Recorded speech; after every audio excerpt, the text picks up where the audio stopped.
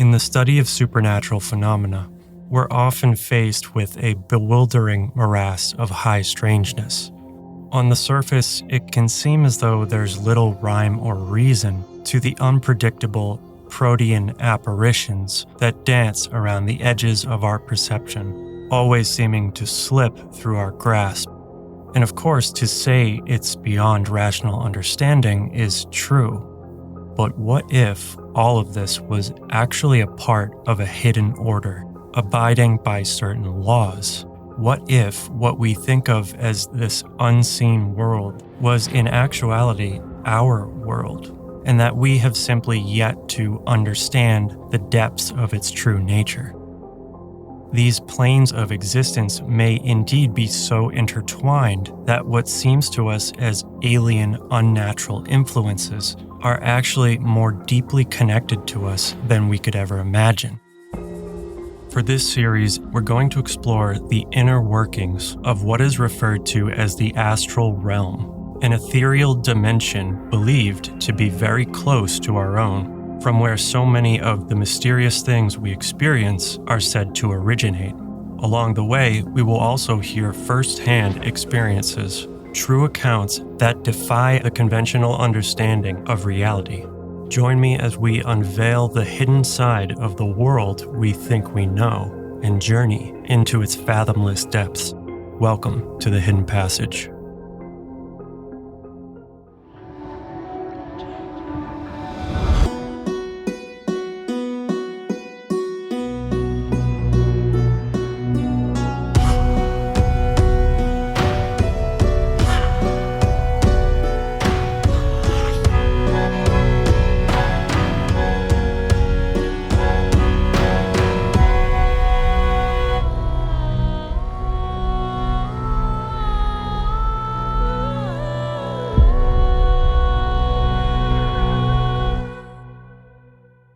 So before we dive into this, I want to quickly give a little exposition on the premise of this series.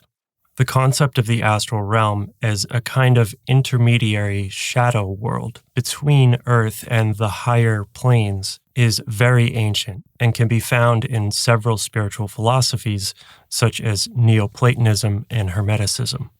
In the late 19th century, Theosophy came along, which was a philosophical movement that attempted to synthesize esoteric knowledge from around the world using research as well as metaphysical investigations.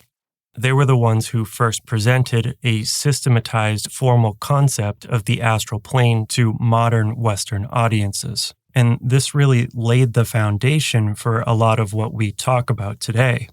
Most of the research I pulled for this episode is from the works of two prominent theosophical writers, Charles Ledbetter and Arthur Powell.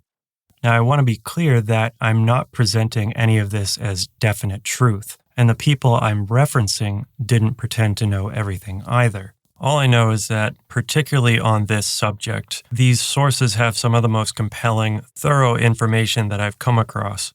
And the similarities to some things that I've experienced personally are kind of astonishing. It will sound like I'm making declarative statements, but it's just so I don't have to keep saying allegedly or according to every 2 seconds.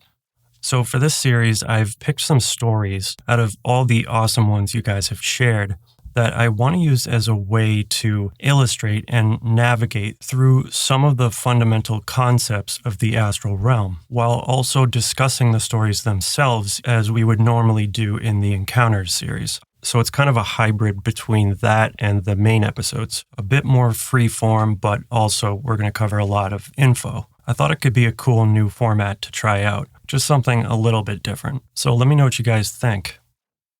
Supernatural experiences are very personal and mysterious, so I'll never try to prescribe an explanation. As always, my interest is in exploring possibilities, and I present the ones that make sense to me. But of course, you will and should have your own ideas, and hopefully we can all brainstorm together and bring our unique perspectives to the table.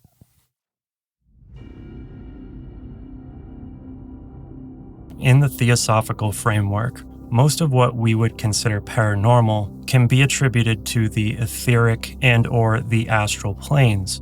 So what exactly are these and where do they exist? As Formscapes writes, quote, "The transcendent does not lie beyond conscious experience, nor beyond nature. The transcendent is the interiority of the immanent, that which lies beneath the thin surface of physicality. All things are bigger on the inside."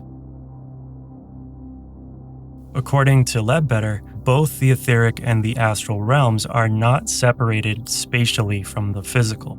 Rather, they interpenetrate it, an analogy being how water permeates through soil. And so the astral is made up of a kind of substance. The, quote, "particles of which this is composed are said to be finer than the smallest subatomic particle. At this level, they're no longer a particle as we understand it, as a fixed point in space, but become what scientists describe as probability fields. And yet we're not dealing with some kind of sea of pure potential, but a contained potential. These are all aspects of the same prima materia, and what we call the etheric or astral matter is just a description of smaller, more subtle units, perhaps more accurately, degrees of relationality between potentials. As Arthur Powell writes, quote, "The principle of interpenetration makes it clear that the different realms of nature are not separated in space, but exist about us here and now, so that to perceive and investigate them, no movement in space is necessary, but only an opening within ourselves by means of which they can be perceived. The astral world or plane is thus a condition of nature rather than a locality. Because we tend to only hold one condition in our awareness at a time, this gives us the experience of realms separated in space. But some psychics are able to see the etheric and astral as a kind of overlay onto the physical environment. If we were to combine these perceptions, it would kind of be like adding smaller and more pixels to a TV screen, increasing the resolution of our view of reality. The space within and throughout physical matter is its own modality of existence, an environment that allows interactions and distinctions between one thing and another with its own heterogeneous landscape. All physical matter has an etheric and astral counterpart, so the organization of the physical world is reflected in them. At the lowest levels, the etheric and lower astral planes actually mirror the physical world.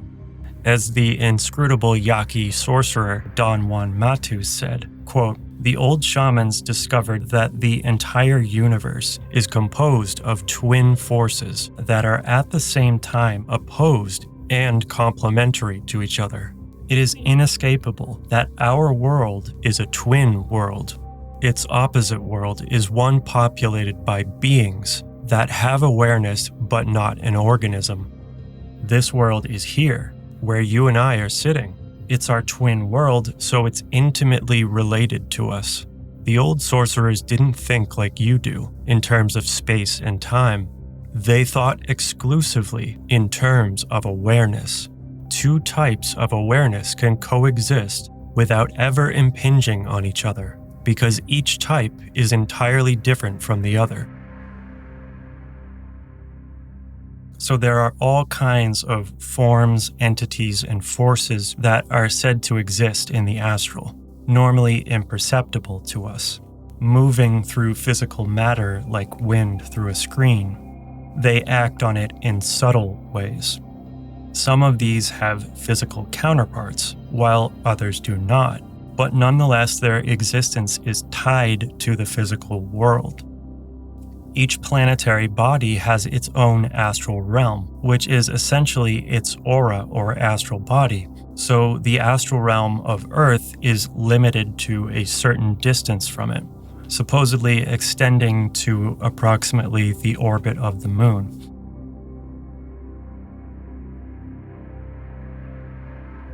So, what is the astral plane really about? Does it have a function? Well, the answer, according to Theosophy, has something to do with thought and emotion. These are things that we usually think of as having no actual external existence. They're just the illusory experience of consciousness caused by firing synapses in the brain that stay inside the confines of our own skulls.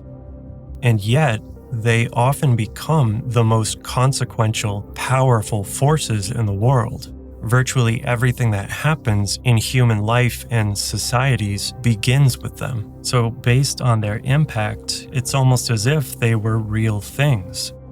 We all know the power of an idea that catches on and goes viral, but it's also more than this.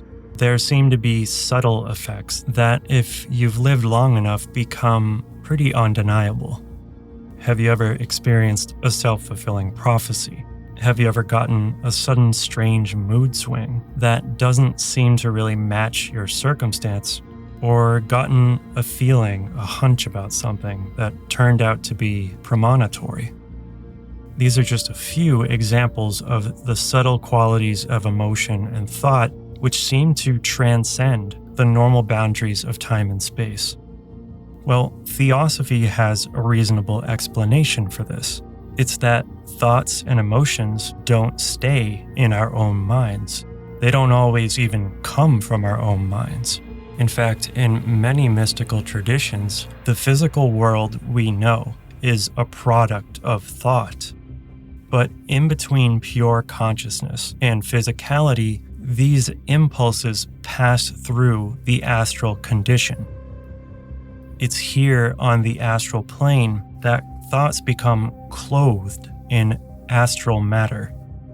So this process gives mental energy an emotional dimension. Astral matter is the stuff that emotions are made of.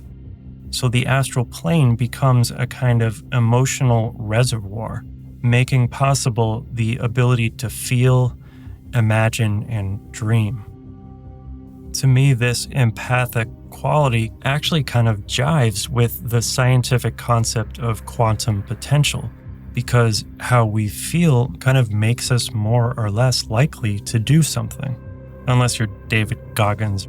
Take the idea of the aura, which is synonymous with the astral body. It's said to be composed of multiple streams of energy, each with different colors. Each color represents a certain emotional trait, and each person's aura has a unique composition of these in differing proportion. So that taken together, the aura signifies basically every manner of expression they're capable of. By viewing the aura at any given time, you can see what someone is likely to do in that moment. So the astral plane certainly has this aspect of potential. It's kind of the staging ground for earthly manifestation. Here, thought and emotion become the direct formative powers, and these shape and organize astral matter like the physical laws of nature shape the material world. They're under the direct control of consciousness, used not only by transcendent beings, but also by us here on Earth. So in a manner of speaking, the astral can be sort of penetrated from both sides. So an important concept here is that the astral receives our thoughts that are laden with emotion, and it amplifies, transmits, and/or reflects them back to us in a kind of feedback loop, often through subtle psychological effects. The Theosophy World Encyclopedia states, quote, "It is the second principle of the globe. Thus it has been called the anima mundi. It absorbs the emanations of the earth and gives back to the earth what it receives." So because of this two-way relationship, everything that exists and happens in the physical world has an existence in the astral which precedes and proceeds beyond its time in the physical. To unpack this, let's begin with an experience from Ray 13.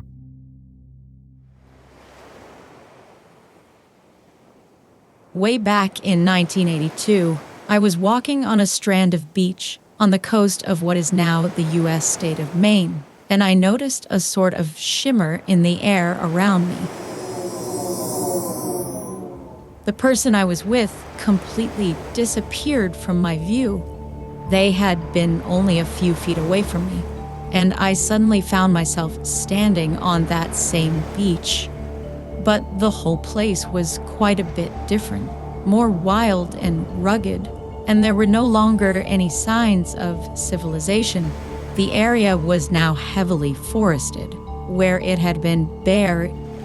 I noticed that there were now people around me who hadn't been there before, and it was very unmistakable that they were Vikings. Not today's fantasy style, with the horns on their helmets and all, but the real deal, as they are now known to have been historically. That's how I knew the time period. I was standing on that same beach only 1,300 years earlier. I watched 3 small Viking longboats row directly up and onto the sand. There were about 8 to 10 men in each. They got out of the boats and started looking at this forest. Then they started walking up the beach toward it. When they got close, suddenly several arrows started flying out from behind the woodline. Some of the Viking men were hit, and the group drew their swords, some raising their shields for cover. It was clear that there was some kind of skirmish happening, but overall it seemed that they couldn't get close enough to fight back effectively. I think 2 of them perished, and there were 3 or 4 who were seriously hurt. They started to retreat back to the boats, carrying their wounded with them. Vikings may have been fearless, but they weren't stupid, right? It was then that a man in front of me turned around, looked directly at me, and said, "Go back! Get back in the boat!" Well, I listened to him and took about 3 steps backward, and the air sort of shimmered again. I turned around, and suddenly I was back in my own time. The whole thing was overwhelming and left me feeling physically drained. I don't know if this was actually a portal or not, or if it was a time shift, maybe a bit of both, or if I was just having a vision of some kind. I just know that it happened and that it had quite a powerful impact on me. Honestly, I was stunned. When I think of it today, I can see it in my mind like it just happened. The whole thing was just so surreal. Describing it is rather difficult because how do you really describe something like that?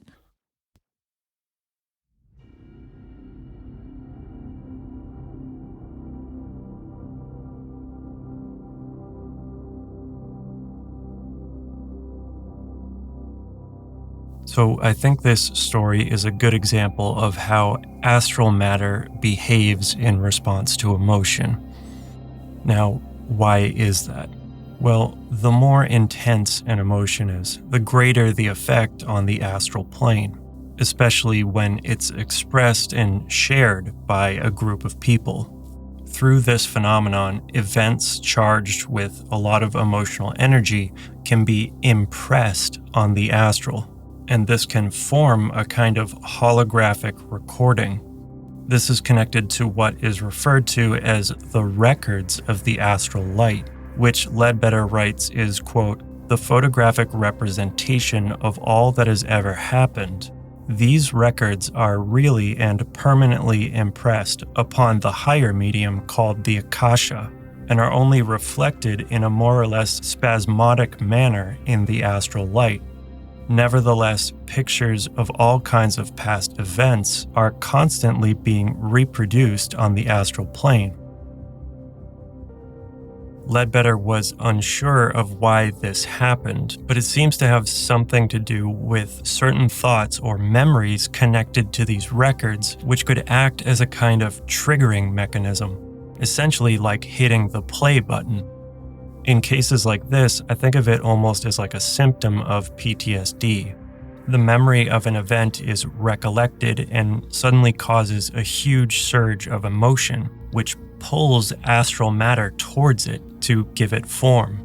This is the mechanism behind creating what are called thought forms, which we're going to cover in part 2. This is apparently why a lot of apparitions manifest around anniversaries of certain events, because these dates trigger a person to think of that, and that can be someone who's passed on or also someone who's still alive. The location of this experience is also a fascinating element to consider. We all know that hauntings are often localized and usually traced back to something that happened in that location. And this is in line with the concept of the astral because, remember, it's a dimension of Earth. So at any given location, there is an astral copy. So we do know that Vikings traveled to North America, landing somewhere near Newfoundland, Canada, and they made their way south along the coast. We don't know if they reached as far as Maine, but I'd be willing to bet that they did. Maybe archaeologists should be open to using spectral evidence. At any rate, assuming this is tied to Viking expeditions in North America, their excitement and fear would have been especially heightened. Add to that the fact that they were seemingly ambushed. As Arthur Powell writes, quote, "Wherever any intense passion has been felt, such as terror, pain, sorrow, hatred, etc., so powerful an impression is made on the astral light that persons with but a faint glimmer of psychic faculty may be impressed by it. A slight temporary increase of sensibility would enable a man to visualize the entire scene, hence many stories of haunted places." It's no wonder then that some of the most common and strongest apparitional phenomena are connected to sites where battles have taken place. There are other examples where we have these phantom reenactments, like the Battle of Edgehill in Northamptonshire, England. So what makes this experience so remarkable is that it seems like a reproduction of the entire event, down to even the scenery as it was. When dealing with astral phenomena, there is often this quality of interconnectedness. The auras of all physical bodies and matter can connect with one another and are all part of this greater energy field itself. So maybe something like a battle would create a collective outpouring of emotional energy, which bleeds into and sort of binds itself together with the surrounding astral environment. And so the whole scene becomes a single unified impression. This is kind of my convoluted way of explaining it without the need for time travel, because I've just never been big on the idea of time travel. But I think most paranormal researchers today would probably explain this as a kind of time slip. And that's why you have this perfect recreation of everything as it was, because you're literally in that time and place. In Theosophy, on the higher realms, time and space are no longer a factor. But as far as our world is concerned, it still follows the laws of time and space that we perceive. So the most curious piece of the puzzle here for me is the possibility of a personal connection between the witness and her vision. It's a question I think should be asked of any supernatural experience. Was she vicariously seeing through the perspective of someone who was there during the event? Was that person herself in a past life? In her follow-up comments, she was entertaining this idea, and I think it's definitely a reasonable hypothesis, mainly because of her interaction with this man that spoke to her. Being told to get in the back of the boat signifies her as a participant. As she rightly points out, quote, "It was like I was one of their party." Furthermore, she recalls that this man was speaking in a different language, and even though she didn't know it, somehow she could understand what was being said. But aside from that, if I understand correctly, It didn't feel familiar to her, and there was no sense of personal reminiscence. She emphasized that throughout the experience, she still felt like herself. But of course, this doesn't rule out the possibility. In what I've read on reincarnation, our individual identity or ego in each life doesn't really survive death. So if we were to somehow tap into our past lives, it makes sense that it might not feel like a normal personal memory. If we follow this past life theory, it could explain why she was able to have such a vivid experience.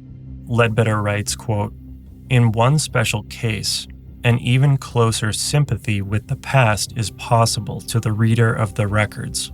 If he looks upon some scene in which he himself has in a former birth taken part, he may once more identify himself with that long-dead personality, may throw himself back for the time into that life of long ago, and absolutely experience over again the thoughts and emotions, the pleasures and the pains of a prehistoric past."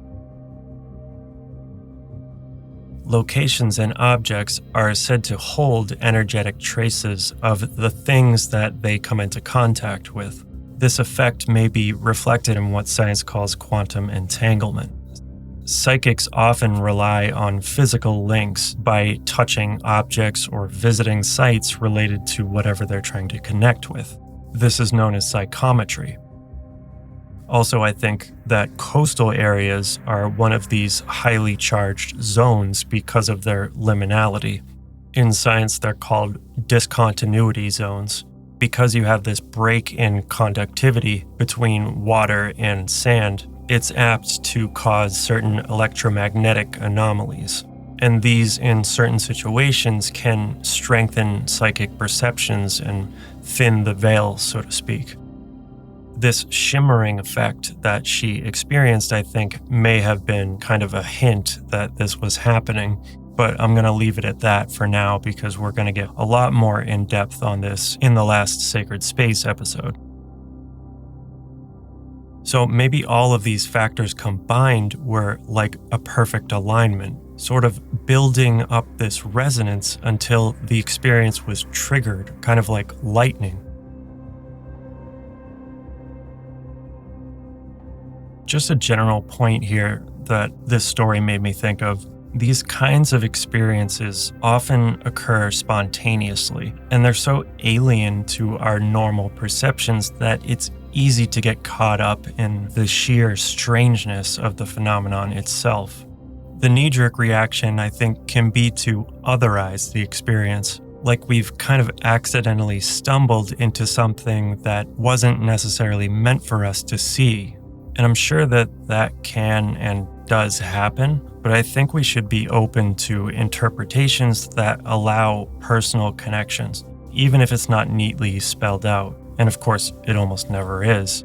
I think this person is taking the right approach here. She's not quick to come to conclusions, but is open to considering all possibilities. I just wanted to share that thought because this is something that I personally wrestle with all the time in my own experiences. And I just think it's interesting to consider where we draw these lines. When we feel like an observer, we might call it paranormal. And I guess when it invokes internal experience as well, like some revelation, then we're more willing to call it spiritual. Compared to us moderns, there was probably a lot less distinction for our ancestors. Any manifestation would have been seen as a deliberate communication or a kind of augury.